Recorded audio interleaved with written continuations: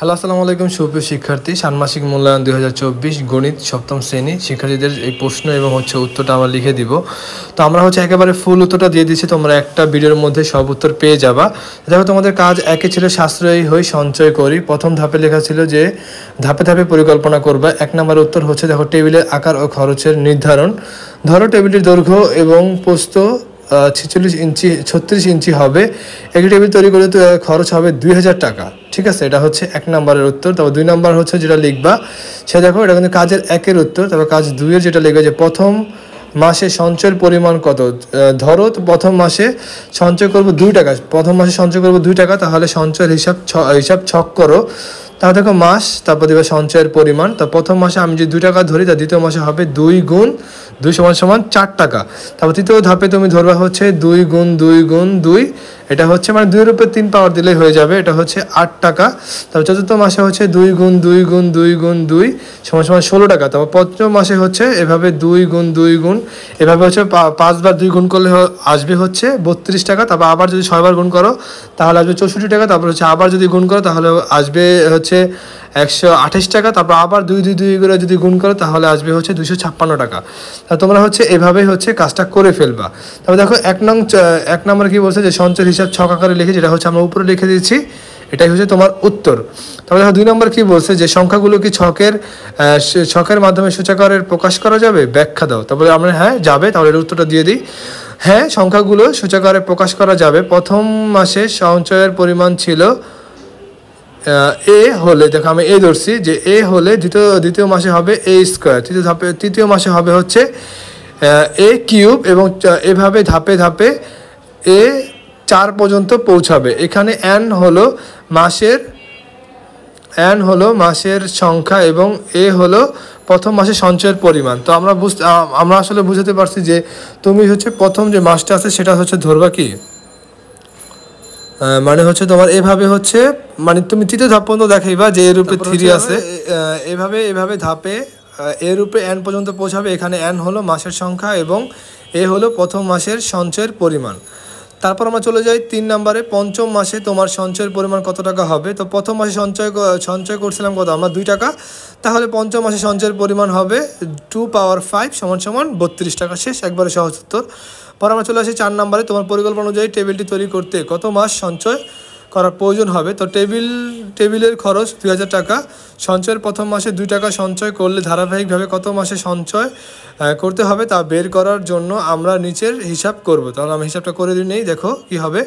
প্রথম মাস 2 টাকা, দ্বিতীয় স্থান 2 এর উপর 2 সমান 4 টাকা, তৃতীয় মাস 2 এর উপর 3 দিবা সমান 8 টাকা, চতুর্থ মাসে দিবা 2 এর উপরে 4 সমান 16 টাকা, পঞ্চম মাসে দিবা 2 এর উপর 5 সমান 32 টাকা, ষষ্ঠ মাসে দিবা 2 এর উপর 6 সমান 64 টাকা, সপ্তম মাসে দিবা 2 এর উপর 7 সমান 168 টাকা, অষ্টম মাসে দিবা 2 এর উপরে 8 সমান 256 টাকা।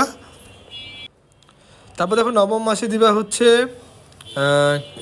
2 এর উপরে 9 সমান 512 টাকা, দশম মাসে দিবা 2 এর উপরে 10 সমান 1024 টাকা, একাদশ মাসে দিবা 2 এর উপরে 11 সমান 2018 টাকা। দেখো তোমার কিন্তু 11 মাসে কিন্তু তোমার টাকাটা কিন্তু ফিল আপ হয়ে যায়। তো তুমি 2018 টাকা এটা পেয়ে গেছো। তাহলে এইভাবে একাদশ মাসে সঞ্চয়ের মোট পরিমাণ হবে 2048 টাকা, যা টেবিলটি তৈরি খরচ করতে 2000 টাকার বেশি। তাহলে টেবিলটি তৈরি করতে আমার কয় মাস সময় লাগবে, মানে কয় মাস সঞ্চয় করতে হবে। 11 মাসে সঞ্চয় করলে আমার এই টেবিলটি তৈরি করা হয়ে যাবে। তো আশা করা যায় তোমরা প্রথম এই যে তোমাদের কাজ একের যে উত্তরটা আছে সঞ্চয় করি, এটার উত্তর তোমরা পেয়ে গেছো। এরপরে আমরা চলে যাব পরবর্তী উত্তরে। তো এখন আমরা চলে যাই কাজ 2 এর পরবর্তী উত্তরে। আগের ভিডিওতে একটু মিস্টেক হয়েছিল যে কাজ 4 নম্বরের মধ্যে কাজ যে 1 ছিল সেটা আমরা দেইনি। তো এখন আমরা কাজ 1 নম্বরটা এখানে দিয়ে দিতেছি। সাশ্রয়ী হই সঞ্চয় করি, এখানে তুমি কিভাবে লিখবা দেখো। তো এখানে তোমরা লিখবা ধরা যাক টেবিলের দৈর্ঘ্য L এবং প্রস্থ W সমান, অর্থাৎ L সমান W সমান 36 সেন্টিমিটার। টেবিলটির একটি পৃষ্ঠের ক্ষেত্রফল সমান L গুণ W সমান আমরা ধরছিলাম কত 36 ইঞ্চি না, তো 36 গুণ 36 সমান 1296 বর্গ সেন্টিমিটার। তারপর আমরা চলে আসছি দেখো টেবিলের একটি পৃষ্ঠের ক্ষেত্রফল বের করলাম। তারপর কাজ 2 এর মধ্যে দেখো কি আছে, পরিমাপের দক্ষতা বাড়াই। তো এটা পরিমাপের দক্ষতা বাড়াইতে হবে। তারপর দেখো ধরা যাক ঘনকটির একটি পৃষ্ঠের ক্ষেত্রফল না ঘনকটির একক বাহুর দৈর্ঘ্য এই সমান সমান হচ্ছে 5 সেন্টিমিটার। তারপর দেখো লিখবা হচ্ছে তৈরিকৃত মডেলটির একটি পৃষ্ঠের ক্ষেত্রফল সমান সমান লিখবা কত, তৈরিকৃত মডেলটির একটি পৃষ্ঠের ক্ষেত্রফল সমান সমান a গুণ a সমান সমান 5 গুণ 5 সমান সমান হচ্ছে 25 বর্গ সেন্টিমিটার। তারপর লাগবে হচ্ছে 4 নাম্বারটা, টেবিলটির একটি পৃষ্ঠের ক্ষেত্রফল ও তৈরিকৃত মডেলটির একটি পৃষ্ঠের ক্ষেত্রফল অনুপাত তারপর অনুপাত লেখা সমান সমান লিখবা যে টেবিলটির একটি পৃষ্ঠের ক্ষেত্রফল অনুপাত সমান সমান টেবিলটির একটি পৃষ্ঠের ক্ষেত্রফল বাই তৈরিকৃত মডেলটির একটি পৃষ্ঠের ক্ষেত্রফল সমান সমান আমরা উপরে লিখবো হচ্ছে 1296 বাই 25 সমান সমান 51.84। তারপর হচ্ছে লিখবো টেবিলটির একটি পৃষ্ঠের ক্ষেত্রফল ও তৈরিকৃত মডেলটির একটি পৃষ্ঠের ক্ষেত্রফলের অনুপাত 51.84, তারপর হচ্ছে 1। ঠিক আছে, এটা হচ্ছে অনুপাত বের হয়েছে 51.84 অনুপাত 1। ঠিক আছে, আমি আবার বলতেছি 51.84 অনুপাত, এটা কিন্তু অনুপাত, তারপর হচ্ছে 1। তারপর দেখো 5 নম্বরে হচ্ছে লিখবা টেবিলটি সমগ্র পৃষ্ঠের ক্ষেত্রফলের সাপেক্ষে তৈরিকৃত মডেলটির সমগ্র তলের ক্ষেত্রফলের শতকরা প্রকাশ। যেমন আমাদের দেখো লাস্টে কিন্তু বলছিল আমরা কিন্তু এগুলো হচ্ছে ধাপ ধাপে লিখেছি। যেমন কাজ ওই যে 5 নম্বরে যে কাজ একটা আছে না, যে সাশ্রয়ী হই সঞ্চয় করি, এটাকে হচ্ছে আমরা কি করে লিখেছি, আমরা হচ্ছে এটা ধাপে ধাপে লিখেছি। ধাপে ধাপে লেখার কারণে এটা হচ্ছে আমরা এইভাবে লিখি, তোমরা হচ্ছে এইভাবে না হলে হচ্ছে ধাপে ধাপে লিখতে পারো, নাম্বার না দিয়েও লিখতে পারো। তারপর দেখো আমরা লিখেছি যে টেবিলটির সমগ্র পৃষ্ঠতলের ক্ষেত্রফল আমরা নির্ণয় করি সমান সমান টেবিলটির 6টি পৃষ্ঠ আছে, 2টি সমান বড় পৃষ্ঠ এবং 4টি সমান ছোট পৃষ্ঠ। তারপর টেবিলটির সম্পূর্ণ পৃষ্ঠতল ক্ষেত্রফল সমান সমান 6 গুণ 1296, এটা গুণ করলে হয় সমান সমান 7776 বর্গ সেন্টিমিটার। তারপর আমরা চলে যাই তৈরিকৃত মডেলটির সমগ্র পৃষ্ঠতলের ক্ষেত্রফল। তাহলে ঘনকটির 6টি পৃষ্ঠ আছে, সেটা হচ্ছে তৈরিকৃত মডেলটির সম্পূর্ণ পৃষ্ঠতল ক্ষেত্রফল সমান সমান 6 গুণ 25 সমান সমান 150 বর্গ সেন্টিমিটার। তারপর যদি আমরা এটা শতকরা প্রকাশ করি, তো দেখো কিন্তু লাস্টে কিন্তু বলা হয়েছিল যে পৃষ্ঠতলের ক্ষেত্রফল সাপেক্ষে তৈরিকৃত মডেলটির সমগ্র তলের ক্ষেত্রফল শতকরা প্রকাশ করো। তো আমরা হচ্ছে এখন এটা শতকরা প্রকাশ করব। তারপর দেখো আমরা উপরে লিখলাম হচ্ছে তৈরিকৃত মডেলটির সম্পূর্ণ পৃষ্ঠতল ক্ষেত্রফল বাই টেবিলটির সম্পূর্ণ পৃষ্ঠতল ক্ষেত্রফল গুণ 100। যেহেতু শতকরা প্রকাশ করবা এই জন্য হচ্ছে গুণ 100 করতে হবে। তারপর দিলাম সমান সমান 150 বাই 7776, হ্যাঁ, গুণন 100। তো 150 যদি 7750 দিয়ে তুমি ভাগ করো তাহলে আসবে হচ্ছে কত, 1.50 যদি তুমি 7776 দিয়ে ভাগ করো তাহলে, আর ভাগ করার পর যেটা বের হবে 100 দিয়ে গুণ করবা, গুণ করলে হচ্ছে 1.93% চলে আসবে। অতএব তৈরিকৃত মডেলটির সমগ্র পৃষ্ঠতলের ক্ষেত্রফল টেবিলটির সমগ্র পৃষ্ঠতলের ক্ষেত্রফল সাপেক্ষ প্রায় 1.93%, যেটা শতকরা প্রকাশ করে ফেললাম। তারপরে হচ্ছে চলে যায় আমার 2 নম্বর ছক। তারপর দেখো কাজ 2 যেটা ছিল পরিমাপের দক্ষতা বাড়ায় দলগত কাজের নির্দেশনা। আমরা একটি ত্রিমাত্রিক মডেল তৈরি করতে চাচ্ছি যার দৈর্ঘ্য, প্রস্থ এবং উচ্চতা সমান হবে। এটি একটি ঘনক আকৃতির হবে। দলগতভাবে কাজটি পরিকল্পনা করব এবং মডেলটি তৈরি করব। প্রশ্নের উত্তর 1, তৈরিকৃত মডেলটি কী ধরনের জ্যামিতিক আকৃতি চিহ্নিত করো। তৈরিকৃত মডেলটি একক ঘনক আকৃতির, তাহলে আমরা ঘনক আকৃতির মানে হচ্ছে কিউব। তারপর দেখো 2 নম্বর হচ্ছে তৈরিকৃত মডেলটির আয়তন ও একটি তলের ক্ষেত্রফল নির্ণয় করো। তো ধরা যাক ঘনকটির 1 একক বাহুর দৈর্ঘ্য a, তা আয়তন হবে হচ্ছে আয়তন সমান সমান ঘনকের আয়তন সমান সমান কী হয়, a কিউব। তারপর দেখো একটি তলের ক্ষেত্রফল হচ্ছে এটা দেওয়া আছে, তার মানে হচ্ছে একটি তলের ক্ষেত্রফল হবে হচ্ছে কি, আমরা জানি কি a স্কোয়ার, মানে a গুণ a সমান সমান a স্কোয়ার। তারপর 3 নম্বর চলে আসি যে তৈরিকৃত মডেলটি সম্পূর্ণ তলের ক্ষেত্রফল নির্ণয় করা সম্ভব কিনা। উত্তরের সপক্ষে যুক্তি দাও। তো হ্যাঁ, সম্পূর্ণ তলের ক্ষেত্রফল নির্ণয় করা সম্ভব। ঘনকের 6টি মডেল তল আছে এবং প্রতিটি তলের ক্ষেত্রফল সমান। সম্পূর্ণ তলের ক্ষেত্রফল 6টি তলের ক্ষেত্রফল সমান সমান 6 গুণ এর উপরে স্কোয়ার দিয়ে দিবা, তাহলে দেখো a স্কোয়ার আর হচ্ছে 6 গুণ করলে হয় 6a স্কোয়ার। একেবারে সহজ করে কিন্তু লিখে দিয়েছি। তারপর দেখো উদাহরণ বলছে, ধরা যাক আমাদের ঘনকটির একক বাহুর দৈর্ঘ্য a সমান সমান 5 সেন্টিমিটার। তো দেখো আয়তন a কিউব সমান সমান 5 কিউব সমান সমান 125 ঘন সেন্টিমিটার।